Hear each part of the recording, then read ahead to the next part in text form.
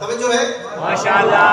مولا امیر المومنین خود ارشاد فرماتے ہیں کہ جب چھوٹا بچہ روتا ہے تو پریشان نہ ہوا کرو، اس لیے کہ وہ اللہ کا ذکر کرتا ہے.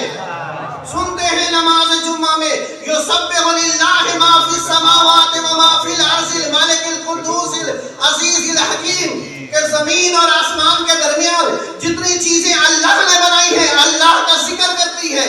معصوم امام فرماتے ہیں چھوٹا بچہ اللہ کا ذکر کرتا ہے، تم پریشان ہوتے ہو ساری رات سوتا نہیں. گھوڑا ہنہناتا ہے اللہ کا ذکر کرتا ہے، مرغی بولتی ہے اللہ کا ذکر کرتا ہے. بعض لوگ پریشان ہو جاتے ہیں، مولانا صاحب اذان آ رہی تھی، ہماری مرغی بھی اذان دے رہی تھی، ہم تو بڑے پریشان ہیں، گھر میں جادو تو نہیں ہو گیا؟ ہماری ایمان بھی ختم ہو گئے نا بھائی. تو معصوم فرماتے ہیں وہ اللہ کا ذکر کرتی ہے، کوئی ایسی چیز نہیں ہے جو اللہ کا ذکر نہ کرتی ہو. یہ علیحدہ بات ہے کہ ہماری سمجھ میں نہ آئے. تو علی فرماتے ہیں یہ جو دیوار ٹوٹتی ہے اس کی آواز آتی ہے، یہ بھی اللہ کا ذکر کرتی ہے. اب فاطمہ بنت اسد دیوار کعبہ کے قریب آئی، دیوار پھٹ گئی، یعنی دیوار فاطمہ بنت اسد کو کہہ رہی تھی سبحان اللہ بیبی جلدی آؤ.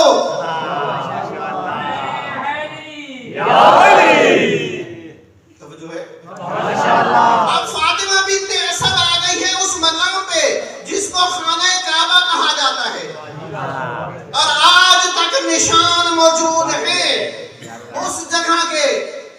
خادم حرمین کہتے ہیں کہ ہم نے بڑے بڑے کاریگر بلائے، ہم نے بڑے بڑے مستری بنائے کہ وہ جگہ مٹ جائے جہاں سے فاطمہ بنت اسد داخل ہوئی تھی، لیکن جب بھی مستری بنا کے جاتے ہیں دراڑ آ جاتی ہے اور کائنات کو قیامت تک بتاتی رہے گی یہ وہ جگہ ہے جہاں سے فاطمہ بنت اسد گزری تھی. یہ وہ جگہ ہے جہاں سے فاطمہ بنت اللہ نے سارے نبیوں کو معجزات دیے. حضرت موسیٰ علیہ السلام کو عصا دیا، آج نہ عصا باقی ہے نہ موسیٰ علیہ السلام کا معجزہ باقی ہے.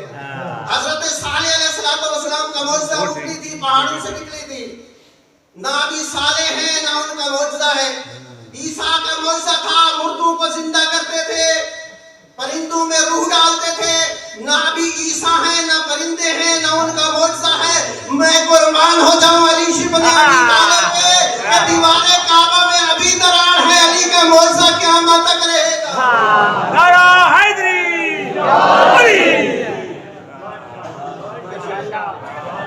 اب فاطمہ بنت اسد وہاں پہ آ پہنچی، وہ دیوار جو پہلے پھٹی تھی اب